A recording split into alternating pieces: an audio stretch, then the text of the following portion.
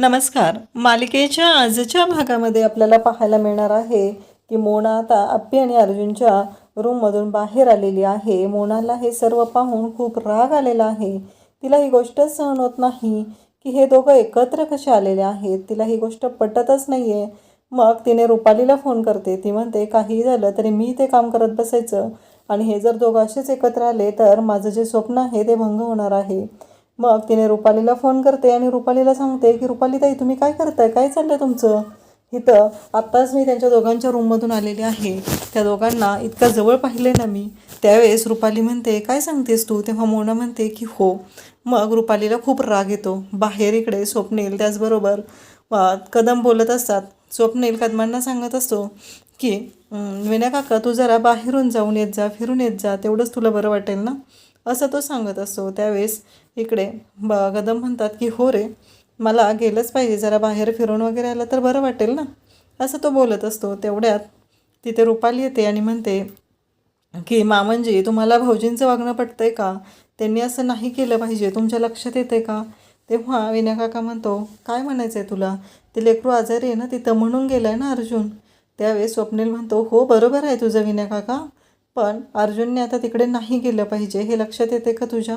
कारण अर्जुन जर तिकडं सारखा जात राहिला तर खूप मोठा प्रॉब्लेम होणार आहे. कारण आत्ता त्याचं आर्यासोबत लग्न ठरलेलं आहे आणि ही गोष्ट विसरून चालणार नाही, असं हे दोघं पण सांगू लागतात. त्यावेळेस स्वप्नील असं बोलल्यानंतर विनय काका म्हणतो की हो मी अर्जुनशी बोलेल. कारण एका शब्दावरती आर्या तुझ्या एका शब्दावरती अर्जुनसोबत लग्न करायला तयार झालेली आहे. आणि आता जर असं घडत असेल तर त्या मुलीला आपण काय बोलायचं आहे, तिला कसं समजून घ्यायचं. ती बघितलं ना काल किती रागाने निघून गेलेली आहे, असं दोघंही सांगू लागतात. आणि त्याचवेळी इकडे विनय काका ठरवतो. त्याचबरोबर अर्जुन उठलेला असतो. अर्जुन म्हणतो की मी आता जाऊन आवरून येतो. त्यावेळेस इकडे अमोल म्हणतो की नाही नाही जायचं बाबा तुम्ही. त्यावेळेस अमोलला अर्जुन समजवत असतो अरे माझ्याकडे कपडे नाही आहेत, मला फ्रेश झालं पाहिजे. तर इकडे लगेचच अमोल उत्तर देत असतो की असं काय करताय बाबा, इथे हो ना फ्रेश तुम्ही. तर त्याच्यावर अर्जुन म्हणतो अरे कपडे नाही आहेत ना माझ्याकडे. त्यावरती अमोल म्हणतो अहो त्यात काय एवढं, दीपू मामाचे कपडे आहेत ना ते घाला तुम्ही. तसं म्हटल्यानंतर तर तो म्हणतो अरे दीपू मामाचे कपडे मला कसे होतील सांग बरं. त्यावेळेस तो म्हणतो की आप्पे. त्यावेळेस अप्पांना म्हणते की नाही तुमची तुम्ही दोघंजण बघून घ्या, मला त्याच्यामध्ये घेऊ नका, असं ती सांगते. त्यानंतर आपल्याला पाहायला मिळतं की इकडे अर्जुनला ते बोलत असतात.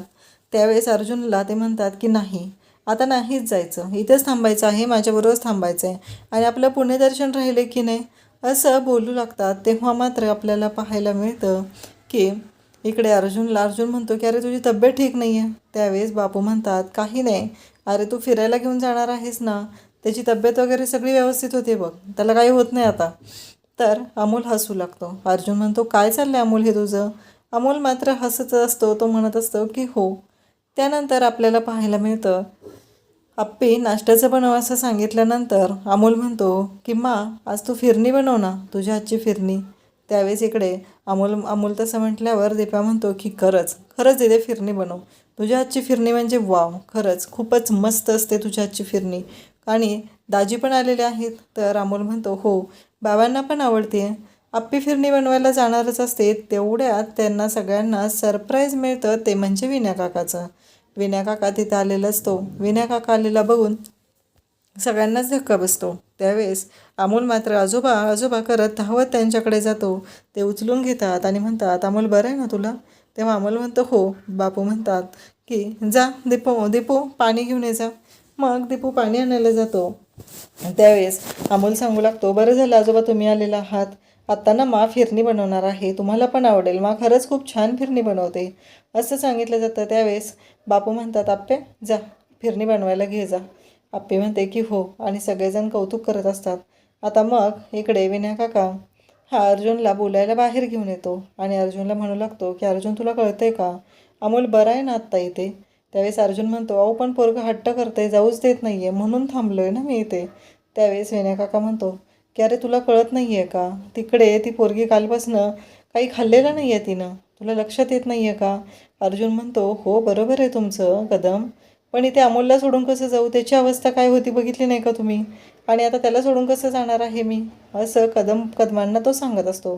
कदम म्हणतात की हो बरोबर आहे, त्याची अवस्था ठीक नव्हती, पण आता तो बरा आहे ना, मग काय प्रॉब्लेम आहे.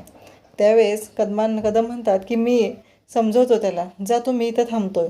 त्यावेळेस अर्जुन म्हणतो की त्याला सांगा मी कामाला म्हणून गेलेलो आहे. कदम म्हणतात की हो. आणि मग आता फिरणी तयार झालेली असते. त्यावेळेस फिरणी घेऊन बापू आणि अपर्णा बाहेर येत असतात. बापू म्हणतात आप्पे, आज फिरणी जरा जास्तच गोड होणार आहे. त्यावेळेस आप्पे म्हणते की 7 वर्षानंतर बाबा घरी आलेले आहेत, खूप छान वाटतंय, मला घर भरल्यासारखं वाटतंय. बापू म्हणतात हो बरोबर आहे. आणि त्यानंतर फिरणी घेऊन ते दोघंही बाहेर येतात. अमोलला बापू सांगतात की जा तुझ्या बाबांना आणि आजोबांना बोलवून आण जा. तर अमोल त्यांना बोलवायला जात असतो. तेवढ्यात कदम तिथे येतात. त्यानंतर लगेच अमोल विचारतो बाबा कुठे गेलेत, बाबा कुठे गेलेत. त्यावेळेस कदम सांगतात की अरे त्याला स्टेशनातनं काम आलं म्हणून तो तिकडे गेला आहे. त्यावेळेस अमोल म्हणतो पण का, मला त्यांनी सांगितलं होतं ते जाणार नाहीत मला सांगितल्याशिवाय, मग का गेले ते, मला काही सांगितलं बापू लगेचच अमोलला म्हणू लागतात की बाळा अमोल, तुला माहिती आहे ना, मोठे सांगतात ते ऐकायचं असते, हट्ट नसतो करायचा. चल बरं, फिरणी झाली की नाही खाऊन घ्यायचं आता. आणि मग तो त्याला सांगितलं जातं फिरणी घे. मग कदमांना फिरणी दिली जाते, त्याचबरोबर अमोलला दिली जाते. कदम म्हणतात की खरंच आप्पे, काही तिकडची दुनिया तिकडे झाली तरी चालेल, पण तुझ्या हातची फिरणी अजिबात नाही बदलणार आणि तशीच चव आहे त्याची. खरंच खूपच छान बनवली आहेस. त्यावेळेस अमोल पण म्हणू लागतो की हो मा, खरंच तू बनवलेली फिरणी ना खरंच खूपच जबरदस्त असते, खूपच मस्त झालेली असते, असं बोलतात. त्यावेळेस दीपा म्हणतो काय रे, मला न सांगता तुम्ही दोघांनी सगळ्यांनी सुरुवात पण केली, माझ्यासाठी कुणी थांबलं पण नाही आहे.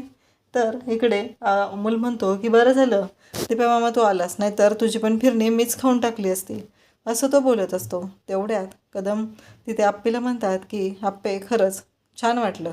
त्यानंतर कदम आणि आप्पी आता बोलत गॅलरीत आलेले असतात. तेव्हा कदम आप्पीला म्हणतात खरंच छान प्रगती केलीस, एवढं मोठं घर घेतलं आहेस. त्यावेळेस आप्पी म्हणते की घर मोठं आहे आणि प्रगती काही आत्ता केलेली नाही हो, तुम्ही सगळेजण एकत्र होतात म्हणून होऊ शकलेलं आहे. कलेक्टर झाले. हां, तर कदम म्हणतात की हो, अभ्यास तूच केलास ना म्हणून कलेक्टर झाली. त्यावर आप्पी म्हणते नाही, तुमच्या सगळ्यांची साथ होती, अर्जुननं दिलेला कॉन्फिडन्स, इकडून बापू, इकडून तुम्ही सगळेजण मला खूप आधार देत होता म्हणून मी कलेक्टर झाले आहे, नाहीतर मी कलेक्टर झालेच नसते. तेवढं सोपं नव्हतं माझ्यासाठी ते, खरंच, असं ते बोलत असतात. त्यानंतर आपल्याला पाहायला मिळतं की आप्पीला कदम म्हणतात की घर मोठं आहे. आप्पी म्हणते माणसं नाही आहेत ना, आणि यश काय कमवता येतं, पण आपुलकी माणसांमधूनच येते आणि तीच नाही आहे माझ्याकडे. कदम आणि आप्पी बोलत आहेत. आता त्यांच्यातले गैरसमज मिटू लागलेले असते आणि रुपालीशी बोलत असते. जरा जास्त चिडले आणि चिडून गेले आणि अर्जुनने असं करायला नको होतं, मला हे पटतच नाही आहे. तेवढ्यात अर्जुन तिथे येतो. अर्जुन आलेला पाहून अर्जुन म्हणतो वहिनी. त्यावेळेस आर्या म्हणते की मला निघायचं आहे, पोलीस स्टेशनला जायचं आहे. तेव्हा अर्जुन म्हणतो की आर्या सॉरी, खरंच समजून घे तू, अमोलची तब्येत खूप बिघडली होती म्हणून मी तिथून येऊ शकलो नाही. तर रुपाली म्हणते अहो कालपासून आर्या उपाशी होती, तुम्ही असं करायला नको होतं भाऊजी, तिचा उपवास सोडायला तरी यायला पाहिजे होतं. त्यावेळेस अर्जुन म्हणतो की अमोल मला तिथून हलूच देत नव्हता, त्याची तब्येत ठीक नव्हती, त्याला असं सोडून कसं येणार होतो. तेव्हा आर्या म्हणते की आत्ता मला कळतं आहे की अमोलच्या आडून हे सगळं कोण करतं आहे, हे सगळं ते आपण आप्पी करते ना. इथून पुढे एक गोष्ट लक्षात ठेव, जर तुला तिकडे जायचं असेल तर तू जायचं नाहीस, कारण तू आप्पीला भेटायला जातो एवढंच मला माहिती आहे.